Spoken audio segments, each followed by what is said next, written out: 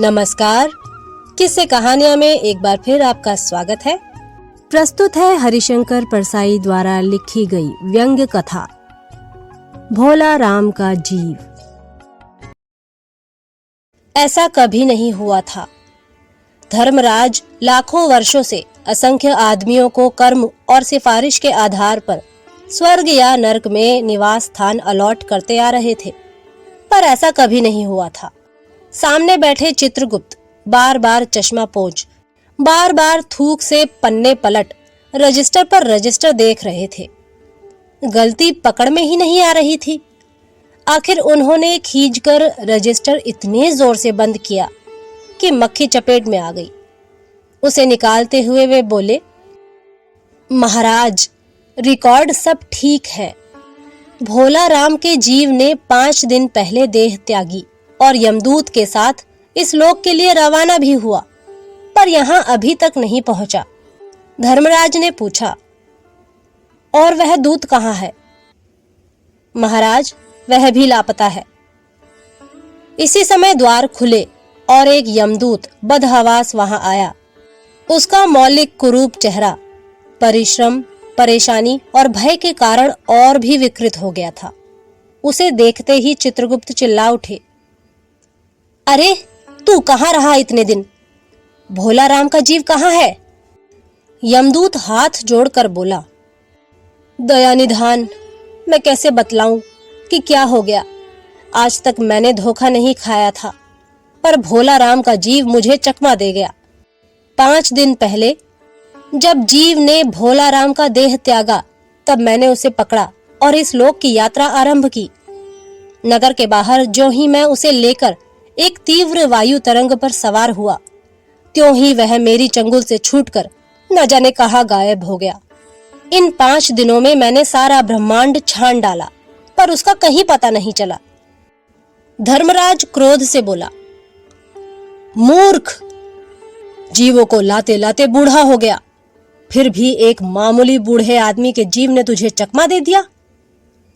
दूत ने सिर झुकाकर कहा, महाराज, मेरी सावधानी में बिल्कुल कसर नहीं थी।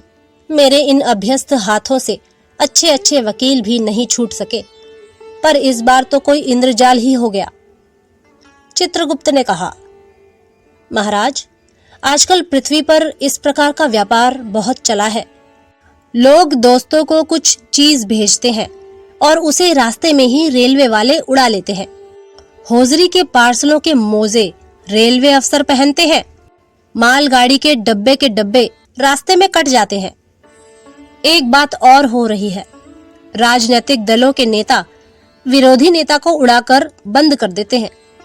कहीं भोला राम के जीव को भी तो किसी विरोधी ने मरने के बाद खराबी करने के लिए तो नहीं उड़ा दिया?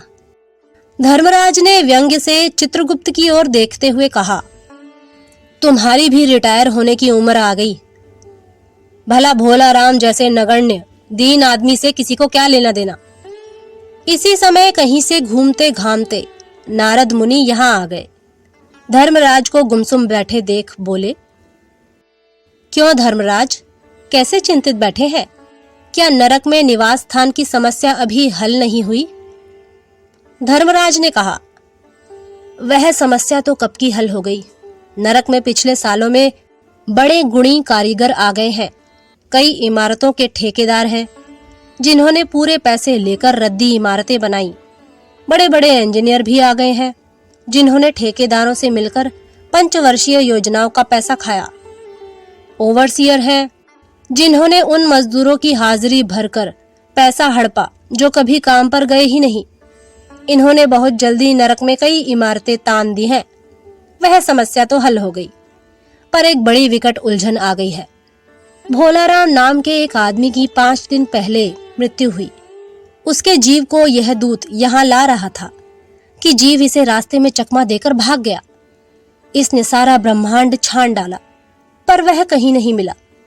अगर ऐसा होने लगा तो पाप पुण्य का भेद ही मिट जाएगा।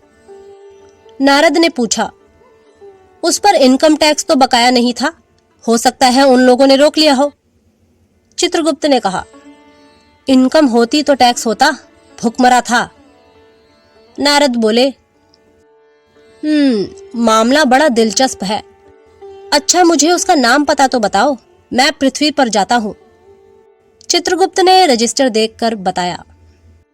भोलाराम नाम था उसका। जबलपुर शहर में धमापुर मोहल्ले में नाले के किनारे एक 1.5 कमरे टूटे फूटे मकान में वह परिवार समेत रहता था। उसकी एक स्त्री थी, 2 लड़के और एक लड़की। उम्र लगभग 60 साल। सरकारी नौकर था। 5 साल पहले रिटायर हो गया था। मकान का किराया उसने 1 साल से नहीं दिया, इसलिए मकान मालिक उसे निकालना चाहता था। इतने में भोलाराम ने संसार ही छोड़ दिया। आज 5वां दिन है।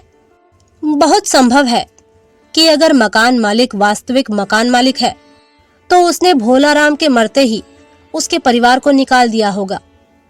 इसलिए आपको परिवार की तलाश में काफी घूमना पड़ेगा। माँ बेटी के सम्मिलित क्रंदन से ही नारद भोलाराम का मकान पहचान गए। द्वार पर जाकर उन्होंने आवाज लगाई, नारायण नारायण। लड़की ने देखकर कहा, आगे जाओ महाराज। नारद ने कहा, मुझे भिक्षा नहीं चाहिए, मुझे भोलाराम के बारे में कुछ पूछताछ करनी है। अपनी माँ को जरा बाहर भेजो बेटी। भोलाराम की पत्नी बाहर आई। नारद ने कहा, माता, भोलाराम को क्या बीमारी थी? क्या बताऊं, गरीबी की बीमारी थी। 5 साल हो गए पेंशन पर बैठे, पर पेंशन अभी तक नहीं मिली। हर 10-15 दिन में एक दरख्वास्त देते थे, पर वहां से या तो जवाब आता ही नहीं था, और आता तो यही कि तुम्हारी पेंशन के मामले में विचार हो रहा है। इन 5 सालों में सब गहने बेचकर हम लोग खा गए, फिर बर्तन बिके, अब कुछ नहीं बचा था। चिंता में घुलते घुलते और भूखे मरते मरते उन्होंने दम तोड़ दिया। नारद ने कहा, क्या करोगी माँ, उनकी इतनी ही उम्र थी। ऐसा तो मत कहो महाराज, उम्र तो बहुत थी। 50-60 रुपया महीना पेंशन मिलती तो कुछ और काम कहीं करके गुजारा हो जाता, पर क्या करे, 5 साल नौकरी से बैठे हो गए और अभी तक एक कौड़ी नहीं मिली। दुख की कथा सुनने की फुर्सत नारद को थी नहीं। वे अपने मुद्दे पर आए। माँ, यह तो बताओ कि यहाँ किसी से उनका विशेष प्रेम था जिसमें उनका जी लगा हो? पत्नी बोली, लगाव तो महाराज बाल बच्चों से ही होता है। नहीं, परिवार के बाहर भी हो सकता है।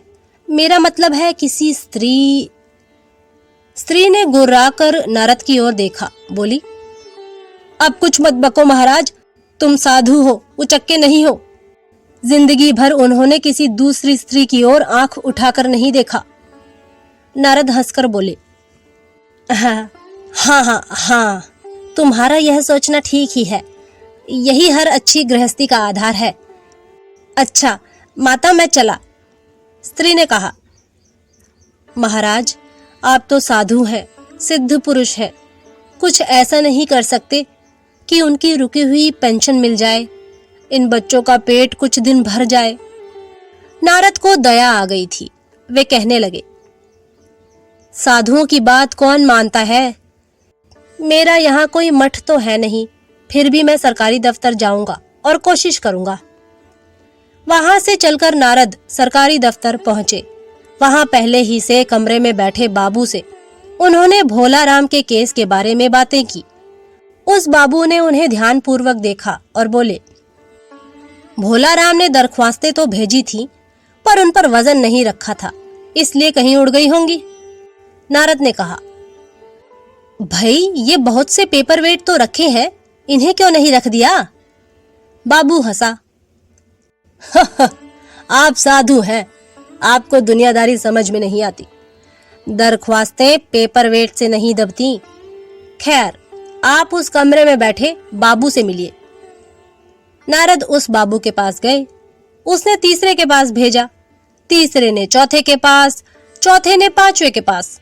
जब नारद 25-30 बाबुओं और अफसरों के पास घूम आए, तब एक चपरासी ने कहा, महाराज, आप क्यों इस झंझट में पड़ गए? अगर आप साल भर भी यहाँ चक्कर लगाते रहें तो भी काम नहीं होगा। आप तो सीधे बड़े साहब से मिलिए, उन्हें खुश कर दिया तो अभी काम हो जाएगा। नारद बड़े साहब के कमरे में पहुंचे। बाहर चपरासी ऊँघ रहा था, इसलिए उन्हें किसी ने छेड़ा नहीं। बिना विजिटिंग कार्ड के आया देख साहब बड़े नाराज हुए।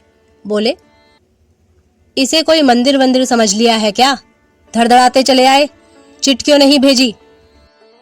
नारद ने कहा, कैसे भेजता, चपरासी सो रहा है। क्या काम है? साहब ने रौब से पूछा। नारद ने भोला राम का पेंशन केस बतलाया। साहब बोले, आप है बैरागी, दफ्तरों के रीति रिवाज नहीं जानते। असल में भोला राम ने गलती की। भाई यह भी एक मंदिर है, यहाँ भी दान पुण्य करना पड़ता है। आप भोला राम के आत्मीय मालूम होते हैं। भोला राम की दरख्वास्तें उड़ रही हैं, उन पर वजन रखिए। नारद ने सोचा कि फिर यहाँ वजन की समस्या खड़ी हो गई। साहब बोले, भाई सरकारी पैसे का मामला है, पेंशन का केस 20 दफ्तरों में जाता है, देर लग ही जाती है। 20 बार एक ही बात को 20 जगह लिखना पड़ता है, तब पक्की होती है। जितनी पेंशन मिलती है उतने की स्टेशनरी लग जाती है। हाँ, जल्दी भी हो सकता है, मगर। साहब रुके। नारद ने कहा, मगर क्या? साहब ने कुटिल मुस्कान के साथ कहा, मगर वजन चाहिए। आप समझे नहीं। जैसे आपकी यह सुंदर वीणा है, इसका भी वजन भोला राम की दरख्वास्त पर रखा जा सकता है। मेरी लड़की गाना बजाना सीखती है, यह मैं उसे दे दूंगा। साधु संतों की वीणा से तो और अच्छे स्वर निकलते हैं। नारद अपनी वीणा छीनते देख जरा घबराए, पर फिर संभल कर उन्होंने वीणा टेबल पर रखकर कहा, यह लीजिए, अब जरा जल्दी उसकी पेंशन ऑर्डर निकाल दीजिए। साहब ने प्रसन्नता से उन्हें कुर्सी दी, वीणा को एक कोने में रखा और घंटी बजाई। चपरासी हाजिर हुआ। साहब ने हुक्म दिया, बड़े बाबू से भोला राम के केस की फाइल लाओ। थोड़ी देर बाद चपरासी भोला राम की 100-150 दरख्वास्तों से भरी फाइल लेकर आया। उसमें पेंशन के कागजात भी थे। साहब ने फाइल पर नाम देखा और निश्चित करने के लिए पूछा, क्या नाम बताया साधु जी आपने? नारद समझे कि साहब कुछ ऊंचा सुनता है, इसलिए जरा जोर से बोले, भोला राम। सहसा फाइल में से आवाज आई, कौन पुकार रहा है मुझे? पोस्टमैन है। क्या पेंशन का ऑर्डर आ गया? नारद चौंके, पर दूसरे ही क्षण बात समझ गए। बोले, भोला राम? तुम क्या भोला राम के जीव हो? हाँ, आवाज आई। नारद ने कहा, मैं नारद हूं, तुम्हें लेने आया हूं। चलो, स्वर्ग में तुम्हारा इंतजार हो रहा है। आवाज आई, मुझे नहीं जाना, मैं तो पेंशन की दरख्वास्तों पर अटका हूं। यहीं मेरा मन लगा है, मैं अपनी दरख्वास्तें छोड़कर नहीं जा सकता। तो दोस्तों, यह थी सुप्रसिद्ध व्यंग लेखक हरिशंकर परसाई जी की लिखी हुई रचना भोला राम का जीव। अगली बार फिर एक नई रचना के साथ आपसे मुलाकात होगी। तब तक के लिए नमस्कार।